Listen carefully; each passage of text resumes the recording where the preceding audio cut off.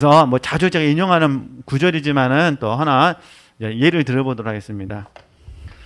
사도 바울이 아시아에서 복음을 전하다가 너무 고난이 커가지고 살 소망이 끊어져 버렸어요.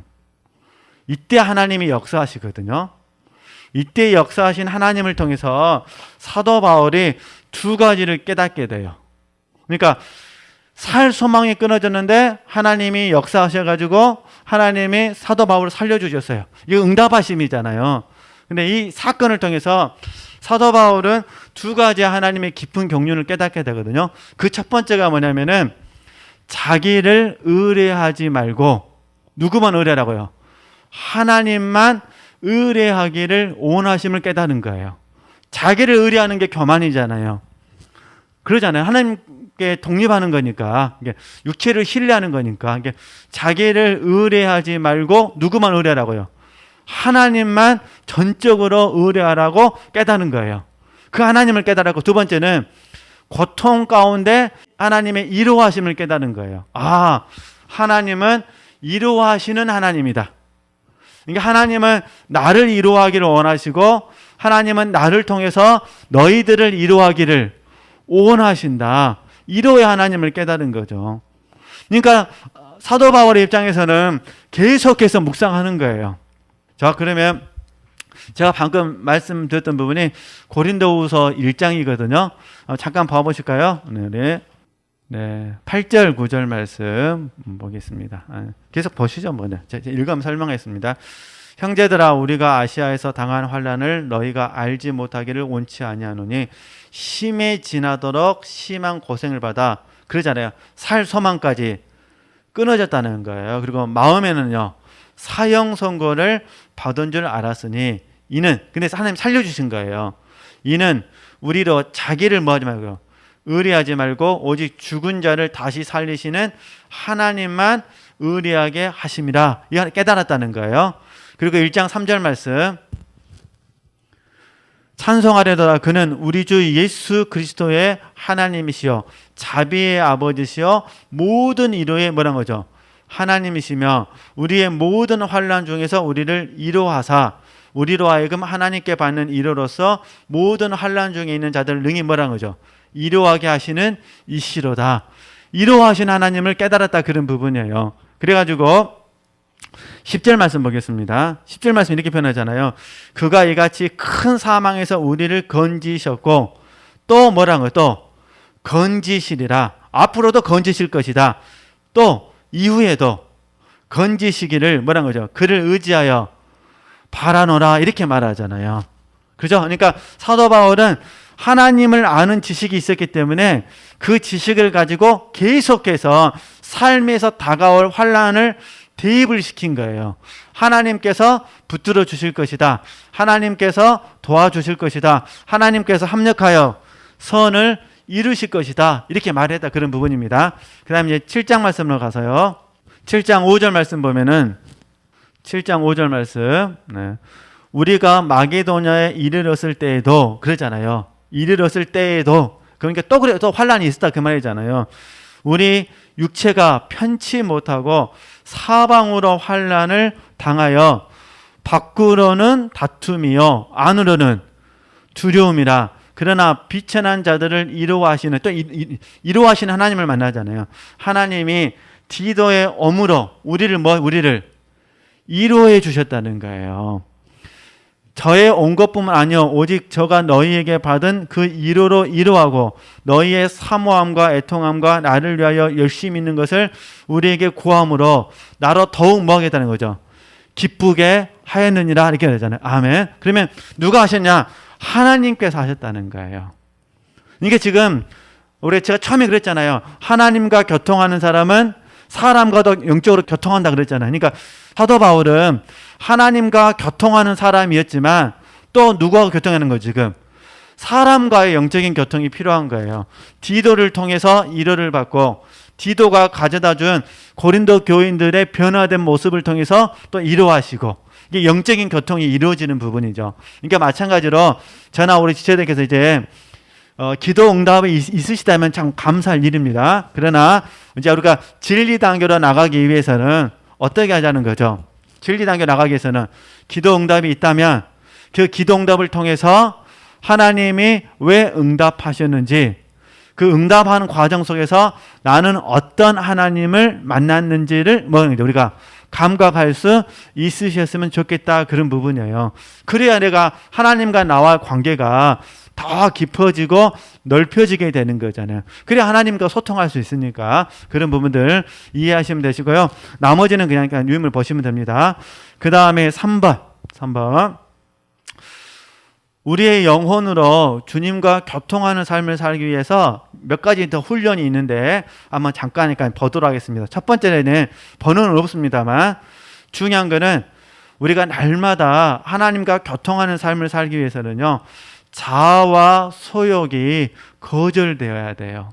그래서 이게 히브리서 12장 1절에서 3절 말씀이거든요. 그래서 무거운 것과 얽매기 쉬운 죄를 뭐 하셔야 돼요? 벗어버려야 돼요. 주로 무거운 것은 자아 때문에 무거워요. 꼭 그런 건 아닙니다. 얽매이기 쉬운 죄는 주로 소욕 때문에 그래요. 우리가 원망하고 불평하는 거 가만히 묵상해 보면은 소욕이 좀 강해서 그래요. 소욕이 강하지 않으면은 별로 원망하고 불평하지 않아요. 하여튼 우스갯소리를 말씀드리면 먹는 것에 대한 소욕이 없으면 먹는 것 때문에 별로 불평이 없습니다. 근데 먹는 것에 대한 소욕이 유독 강하면 먹는 것에 목숨을 겁니다. 그렇죠?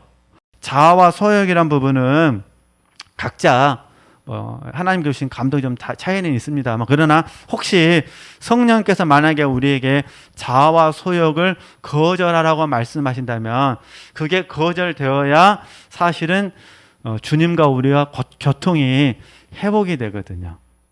이건 좀 깊은 이야기예요. 그러잖아요. 왜냐하면 성장한 사람에게도 자아가 있고 성장한 사람에게도 소욕이 있거든요. 특별히 소욕은 기도 시간에 잘못 적용되어지면은 기도 시간에 하나님과 교통이 안 되거든요.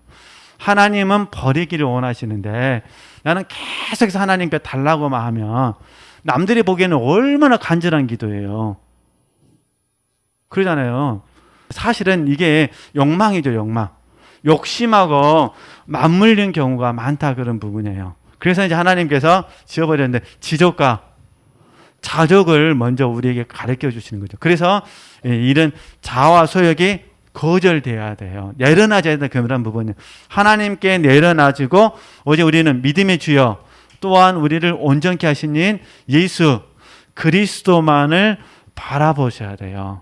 그래야 하나님과 뭐가 되는 하나님과 교통이 회복되는 거예요. 이런 건 이제 좀 더 훈련하시면서 배워야 될 부분이고, 또 하나는 이거는 담임 목사님을 통해서 또 자주 배우셨던 부분인데, 보이는 하나님의 손이 아니라 보이지 않는 하나님을 영혼으로 만나 느껴야 한다는 거예요. 그래서 쉽게 이제 예를 들면 이런 부분 잘 들으셨던 얘기잖아요. 꽃보다는 꽃을 주는 사람, 그러니까 꽃에 초점을 맞추지 말고 뭐라고 하죠? 꽃을 주는 사람을 받는 훈련을 해 주셔야 돼요. 이 훈련이 잘 되어지면은 하나님과 교통하는 부분이 쉬워져요. 왜냐면 우리가 저번에 저랑 같이 공부하셨을 때 환경을 통하여 하나님과 교통해야 된다고 배우셨잖아요. 그러니까 하나님께서 사람을 통해서든 환경을 통해서든 역사하실 때 그 역사하시는 과정 가운데 하나님 우리에게 꽃을 선물하실 수 있다, 그런 부분이에요. 사람을 통해서. 근데 우리가 꽃만 받고 꽃을 준 사람을 거절해버리면은 교통이 안 되는 거잖아요. 이게 지금부터 꽃 준 것에도 더 감사하고 더 우리가 관심을 가져야 하는 꽃을 준 사람의 마음, 사람의 마음에 대해서 반응하는 훈련을 하자, 이런 부분이에요. 그죠? 자, 그러면 이걸 이제 하나님께 적용하면, 하나님께서 우리에게 꽃을 선물해 주셨다면 우리는 꽃보다는 꽃을 주신 하나님의 마음에 대해서 헤아려 보고, 그리고 나서 뭐라는 거죠? 그 마음에 대해서 반응하는 삶을 우리가 훈련할 수 있었으면 좋겠다, 그런 부분인 게, 지금부터 이런 과정들을 훈련을 해 주셔야 우리가 실용 단계를 뛰어넘어서 진리 단계로 갈 수 있습니다. 꽃에만 초점을 맞추게 되면 실용 단계가 되어버리는 거예요. 그러나 꽃보다는 꽃을 주는 사람에게 초점을 맞추면 그러잖아요. 우리는 훨씬 더 깊은 관계로 나아갈 수가 있죠. 그러잖아요. 그럼 제가 얘기하자. 꽃 대신에 고난을 집어넣겠습니다. 고난. 그러면 하나님께서 우리에게 고난을 주셨다면 고난 자체만을 봐서는 안 되고 뭐라 할까요? 고난을 주신 하나님의 의도, 하나님의 마음에 대해서 더 관심을 갖게 되겠죠. 그럼 여기다 징계. 하나님은 우리에게 징계를 주셨어요. 근데 우리 징계만 바라보면 감사가 안 돼요.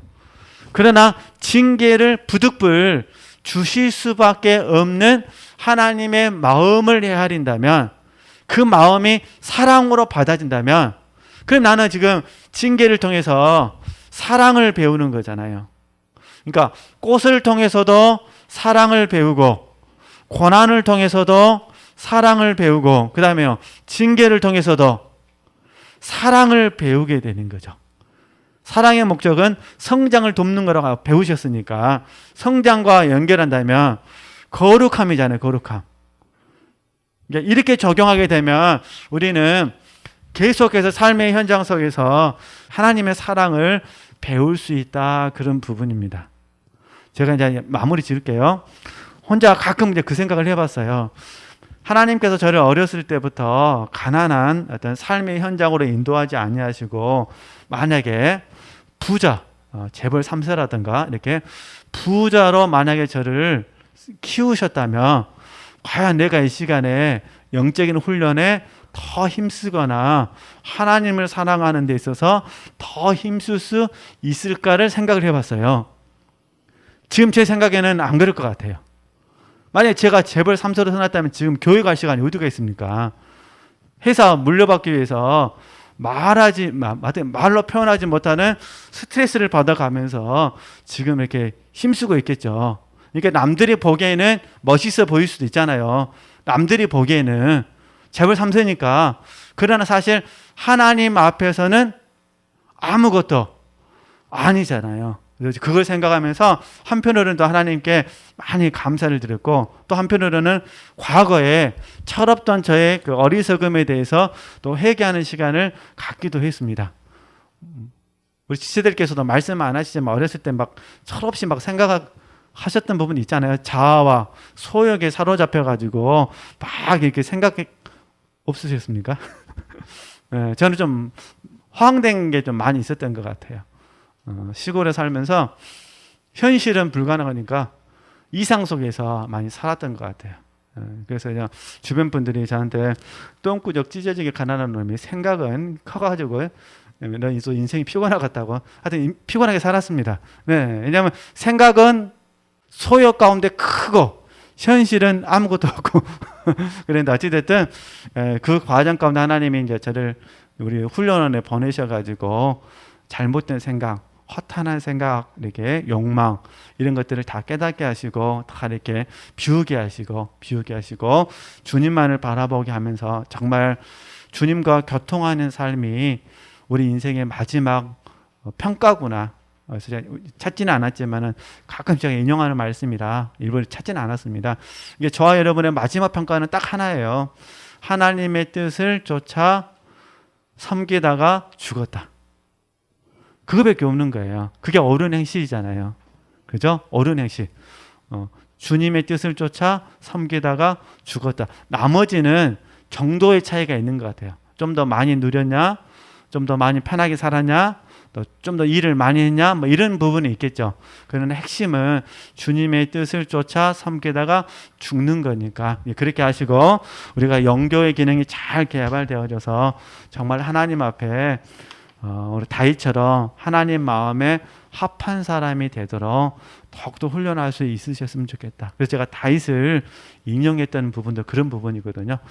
다른 사람은 또 잊어버릴 수 있는데 다윗을 워낙 잘 아시니까 다윗을 딱 통해서 하나님과 연교하는 모습, 그 모습을 묵상하면서 우리도 하나님과 복된 사귐, 동행하는 한 해가 됐으면 좋겠다. 그런 부분들 마지막 정리해드리고 오늘 수요 특강은 마치도록 하겠습니다. 하나님께 영광 돌리겠습니다.